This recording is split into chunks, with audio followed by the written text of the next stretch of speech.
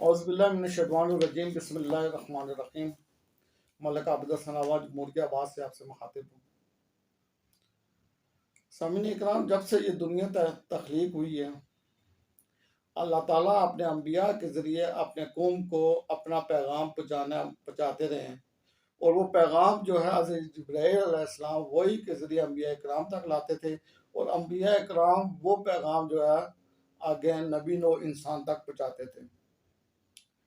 اللہ تعالیٰ نے انبیاء اکرام پہ جو پیغام کا جو ذریعہ تھا وہ کتاب کی شکل میں نازل ہوتا تھا، کہ اللہ تعالیٰ نے کئی کتابیں نازل فرمائی، جن میں 4 کتابیں جو ہیں وہ ان کا ذکر قرآن میں موجود ہے۔ وہ مشہور کتابیں ہیں، جن میں سے انجیل ہے، توریت ہے، زبور ہے اور قرآن مجید ہے۔ انجیل میرے بھائی حضرت عیسیٰ علیہ السلام پہ نازل ہوئی تھی، اور تورات جو ہے حضرت موسیٰ علیہ السلام پہ نازل ہوئی تھی۔ زبور حضرت داؤد علیہ السلام پہ نازل ہوئی تھی، اور قرآن مجید حضرت محمد مصطفیٰ صلی اللہ علیہ وسلم پہ نازل ہوا۔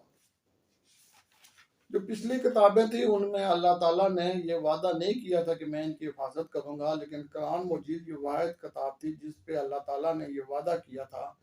کہ اس کتاب کی حفاظت میں خود کروں گا، جسے اللہ سورہ الحجر میں اللہ ذل جلال فرماتے ہیں، اِنَّا نَحْنُ نَزَّلْنَا ذِکْرَ وَإِنَّا لَهُ لَحَافِظُونَ، یعنی ہم ہی قرآن کو نازل کیا اور ہم ہی اس کی حفاظت کریں گے۔ یہ پہلی کتاب ہے جس کی حفاظت کی ذمہ داری اللہ تعالیٰ نے خود ہی لی تھی، اور اللہ وعدہ وعدہ ہے، اور اللہ جو وعدہ کرتا ہے وہ پورا کرتا ہے۔ قرآن میں اللہ سورہ عمران میں فرماتے ہیں کہ اللہ کبھی وعدہ خلافی نہیں کرتا۔ یہی بات ہے میرے بھائیوں کے 1400 سال گزرنے کے باوجود بھی آپ دیکھیں کہ آج بھی قرآن مجید لوہے محفوظ کی طرح محفوظ ہے، اور اس کے زبر محفوظ ہیں، اس کے زیر محفوظ ہیں، اس کے الفاظ محفوظ ہیں، اس میں ایک رتی بھی کوئی یعنی تبدیلی نہیں کر سکا۔ اس کتاب کی یعنی جو علمی صورت موجود تھی اسی عملی صورت میں یہ کتاب محفوظ ہے۔ اس میں نبی کریم صلی اللہ علیہ وسلم کی سیرت موجود ہے، نبی کریم صلی اللہ علیہ وسلم کی خود اللہ تعالیٰ نے نبی کریم صلی اللہ علیہ وسلم کی حدیث مبارک بھی جو ہے میرے بڑے محفوظ کر لی ہے۔ 1400 سال گزرنے کے باوجود بھی آج قرآن مجید اسی حالت میں محفوظ ہے، اور قیامت تک یہ اسی حالت میں محفوظ رہے گا، اس لیے کہ اس کی ذمہ داری میرے رب نے اپنے ہاتھوں میں لی ہے۔ اب جو باقی جو 3 کتابیں تھیں وہ ان میں یہ ہے کہ وہ بھی اللہ تعالیٰ کی کتابیں تھیں، اور ان کتابوں میں اللہ تعالیٰ نے قرآن مجید میں یہ فرمایا کہ کیونکہ ان کتابوں کے جو محفوظ نہیں تھی، ان کے جو آیات کریمہ تھی وہ غائب ہو چکی تھی اور مس ہو چکی تھی، اس لیے اب ان کتابوں میں تبدیلی بھی کر دی گئی ہے، لہٰذا وہ ان کتابوں کو منسوخ کیا جاتا ہے اور اس کی جگہ یہ قرآن مجید نازل کیا جاتا ہے، لیکن ان کتابوں کا احترام اور ان کتابوں کا ادب ہمارے لیے لازم ہے۔ اور یہی وہ کمزوری ہے جس کی وجہ سے یہود اور انصار جو ہے وہ فائدہ اٹھاتے ہیں کہ ہم مسلمان لا الہ الا اللہ محمد رسول اللہ پڑھنے والے لوگ، نبی کریم صلی اللہ علیہ وسلم پہ ایمان رکھنے والے لوگ، ایک اللہ کو ماننے والے لوگ، ہم اللہ کی کتابوں پہ بھی ایمان رکھتے ہیں، اور ہم رسولوں پہ بھی ایمان رکھتے ہیں، ہم 1,24,000 پیغمبروں پہ بھی ایمان رکھتے ہیں۔ ہمارا یہ عقیدہ ہے کہ جتنے بھی انبیاء کرام ہیں یہ اللہ کی طرف سے بھیجے ہوئے انبیاء ہیں، اور ان کا احترام، ان کو نبی ماننا ہم پہ فرض ہے۔ اگر ہم نعوذ باللہ حضرت عیسیٰ علیہ السلام کے بارے میں کچھ کہیں، یا حضرت موسیٰ علیہ السلام کے بارے میں کچھ کہیں، یا حضرت عزیر علیہ السلام کے بارے میں کچھ کہیں، تو ہم دائرہ اسلام سے ہی خارج ہو جاتے ہیں۔ حضرت موسیٰ علیہ السلام کو یہودی مانتے ہیں، اور حضرت عیسیٰ علیہ السلام کو بھی عیسائی مانتے ہیں، لیکن حضرت عیسیٰ علیہ السلام کو جو عیسائی ہیں وہ اللہ کا بیٹا مانتے ہیں، اور حضرت عزیر علیہ السلام کو جو یہودی ہیں وہ اللہ کا بیٹا مانتے ہیں۔ لیکن نعوذ باللہ ہمارا یہ عقیدہ ہے کہ اللہ تعالیٰ کا نہ کوئی بیٹا ہے نہ کوئی باپ ہے، پوری ایک سورت ہے قل هو اللہ احد اللہ الصمد، لیکن ہمارا یہ ایمان ہے کہ یہ انبیاء کرام جو ہے نا اللہ کے سچے نبی تھے۔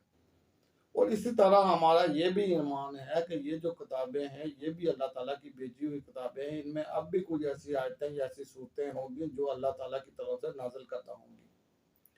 اور ہم ان کتابوں کو نعوذ باللہ نظر آتش نہیں کر سکتے، ہم ان کتابوں کی تذلیل نہیں کر سکتے، ہم ان کتابوں کو توہین نہیں کر سکتے، اور یہی وہ بات ہے جس وجہ سے یہود اور انصار فائدہ لے کر نبی کریم صلی اللہ علیہ وسلم کی نوزہ گستاخی کرتے ہیں، قرآن مجید کی گستاخی کرتے ہیں، قرآن مجید کی توہین کرتے ہیں، اور وہ ہمارے ایمان کو جھٹلاتے ہیں، ہمارے جذبات سے کھیلتے ہیں، اور انہیں یہ پتہ ہے کہ اس کا جواب اس کے رد عمل کے طور میں سے وہ جہاد کر سکتے ہیں، وہ ہماری کتابوں کو نظر آتش نہیں کر سکتے، اور ہمارے انبیاء کرام جن پہ ہمارا ایمان ہے ان کو وہ جو ہے نا وہ مسلمان برا بلا نہیں کہہ سکتے، نعوذ باللہ۔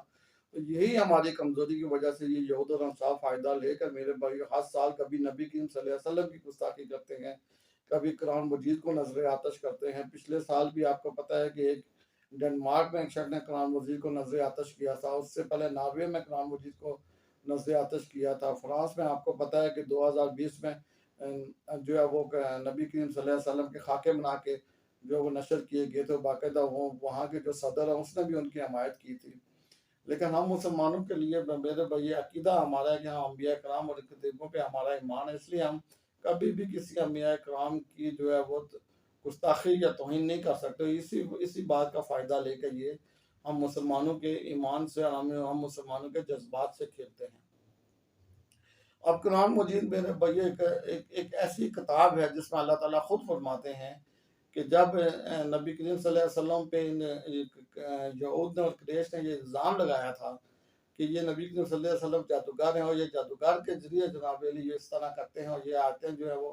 یا یہ جو بیان کرتے ہیں یہ جادو کے ذریعے کرتے ہیں، تو اللہ تعالیٰ نے باقاعدہ نے فرمایا تھا کہ یہ اللہ کی کتاب ہے،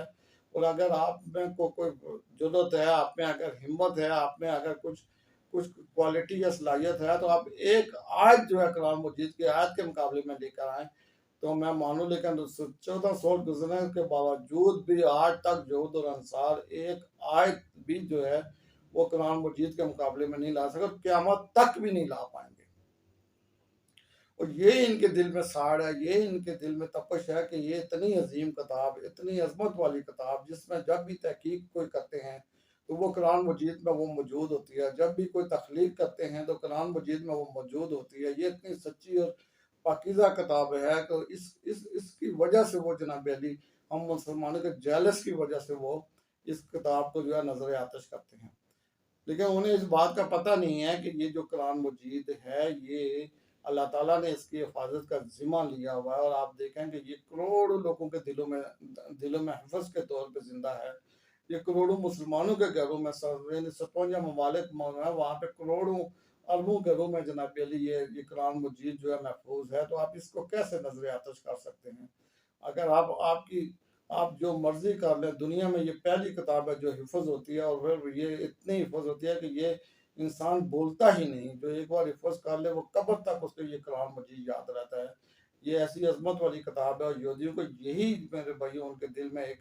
جو خوف ہے یا نفرت ہے قرآن مجید کے بارے میں کہ یہ مسلمان اس کو حفظ کیسے کر لیتے ہیں۔ نہ توریت حفظ ہوتی ہے، نہ انجیل حفظ ہوتی ہے، اور یہ میرے بھائیوں قرآن مجید ایک ایسی کتاب ہے، 30 پاروں کی کتاب ہے جسے کہ انسان چھوٹے سے چھوٹا بچہ 7 8 10 سال کی عمر میں قرآن حفظ کر لیتا ہے، اور وہ قبر تک اس کتاب کو جو ہے نا حفظ رکھتا ہے۔ بات یہ ہے میرے بھائیوں کہ ہمارے یہ شخص جس نے جو کہ قرآن آپ کو پتہ ہے کہ ڈنمارک میں سویڈن میں ایک شخص ہے جس نے یہ قرآن مجید کو نعوذ باللہ نظر آتش کیا، اور یہ عراقی شہری تھا، عراق کا رہنے والا تھا، پہلے یہ مسلمان تھا، اور وہ بعد میں یہ بدبخت جو ہے آپ یہ ایتھلیٹ کہتا ہے کہ میں ایتھلیٹ ہوں، میرا کوئی بزم نہیں ہے۔ اس کا نام ساوان مونیکا ہے میرے بھائی، ساوان مونیکا اس کا نام ہے، اور اس نے پہلے جو ہے باقاعدہ 3 تھانوں میں درخواست دی کہ میں قرآن مجید کو نظر آتش کرنا چاہتا ہوں، مجھے تحفظ دو، اپلیکیشن دی، ان تھانوں نے اس کی درخواست کو ریجیکٹ کیا، تو پھر بھی اس نے عدالت میں کیس کیا، سویڈن کی عدالت میں پھر 3 ماہ کیس چلا، 3 ماہ کیس چلنے کے بعد سویڈن کی عدالت نے اسے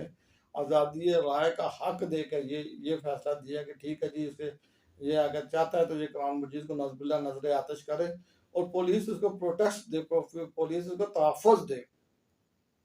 اور اس بدبخت کو پولیس کی کسٹڈی میں جو ہے میرے بھائیو یہ اس نے قرآن مجید کو وہاں پہ سویڈن کی سب سے بڑی مسجد ہے، یہ سویڈن کا جو دار خلافت اسٹاک ہوم اس کو کہتے ہیں، وہاں پہ یہ مسجد ہے، یہاں تقریباً عید میں 10,000 سے زائد جو ہے نماز عید ادا کرتے ہیں، وہاں اس شخص نے قرآن مجید کو نہ پھاڑنے کے بعد اس کو جناب علی نظر آتش کیا،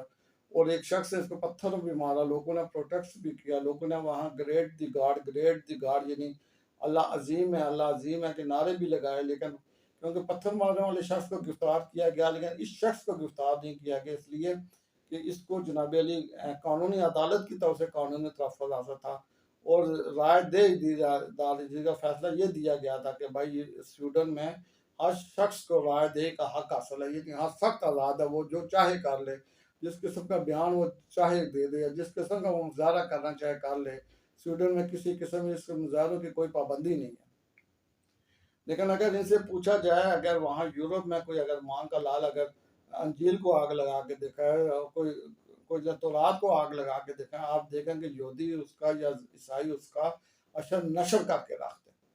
وہاں پہ باقاعدہ یورپ میں یہ قانون پاس ہے، کوئی انجیل اور کوئی تورات کا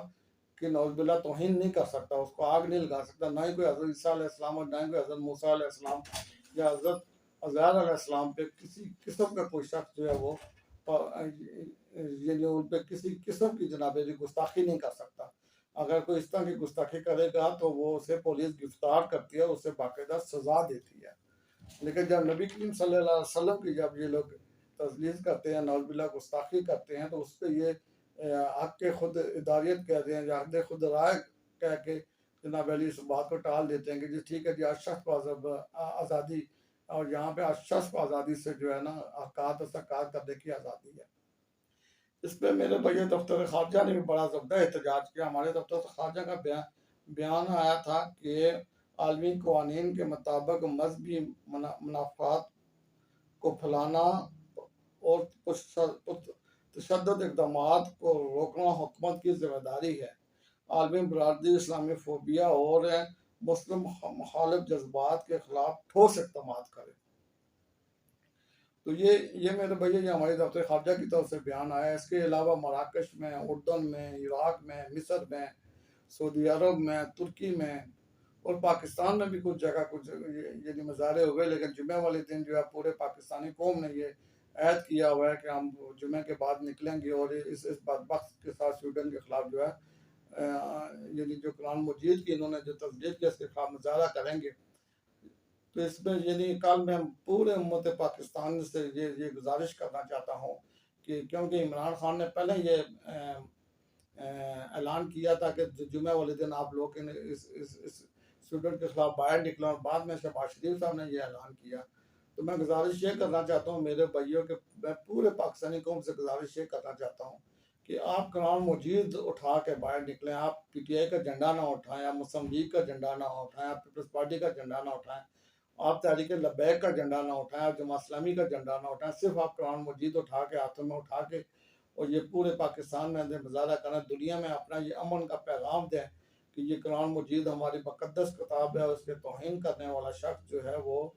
گستاخ ہے، اور سویڈن کے قانون کے مطابق، اسلامی قانون کے مطابق، بین الاقوامی قانون کے مطابق اس شخص کے خلاف جو ہے نا قانونی کارروائی کی جائے۔ اس کے لیے میں گزارش صرف یہ کرنا چاہتا تھا کہ کسی پارٹی کا آپ پرچم نہ اٹھائیں، بلکہ کسی قرآن مجید اٹھا کر یہ مظاہرہ کریں تاکہ امت مسلمہ میں یہ پیغام جائے کہ پاکستان کی قوم جو ہے وہ قرآن مجید کے معاملے میں نبی کریم صلی اللہ علیہ وسلم کے لیے یکجا ہے، اور ان میں کوئی یعنی فرق نہیں ہے، کوئی امتیاز نہیں ہے، بلکہ وہ اللہ اور اللہ کی کتاب سے محبت کرنے والے لوگ ہیں۔ اور جب اس طرح کا کوئی لمحہ آتا ہے تو پاکستانی قوم جو ہے یکجا ہو جاتی ہے اور ایک سب پہ کھڑی ہو جاتی ہے۔ کہتے ہیں نا ایک سب پہ کھڑے ہو گیا محمود و ایاز، ایک سب پہ کھڑے ہو کے ہمیں یہ مظاہرہ کرنا ہے، اور ہمیں قرآن مجید ہاتھوں میں اٹھا کے لے کے جائیں تاکہ پوری دنیا میں ہمارا مثبت پیغام جائے۔ جیسے کہ عراق میں آپ کو پتہ ہے کہ یہ عراقی تھا، یہ شخص میں نے پہلے عرض کی تھی، اور وہ جو وہاں پہ ایک میچ ہوا تھا دوستانہ میچ، اس میں کھلاڑی جو ہیں قرآن مجید لے کر گئے تھے، اور قرآن مجید انہوں نے اپنے سینے میں رکھ کے جو ہے وہ ترانے پڑے تھے۔ بعد میں عراقی عوام جو سویڈن کے دارالخلافے میں بھی انہوں نے حملہ کیا تھا، اندر داخل ہو گئے تھے۔ اسی طرح ترکی، مراکش اور اردن نے اپنے سفارتخانے جو ہے وہ واپس بلا لیے، اور ان کے سفیر جو ہے وہ اپنے ملک سے نکال دیے تھے۔ لیکن ہم پاکستانی میں تو اتنی ضرورت نہیں کہ ہم سویڈن کے سفیر کو اپنے ملک سے بدل کر سکیں، لیکن کم سے کم یہ پیغام تو دے سکتے ہیں کہ ہم اپنی کتاب سے محبت کرتے ہیں، اور اس کتاب کے لیے ہم یکجا ہیں، یکجو ہیں، ہم میں کوئی فرق نہیں ہے، ہم میں کوئی امتیاز نہیں ہے، ہم اس قرآن مجید کے لیے بڑھ رہے ہیں، اور مارنے کے لیے بھی تیار ہیں۔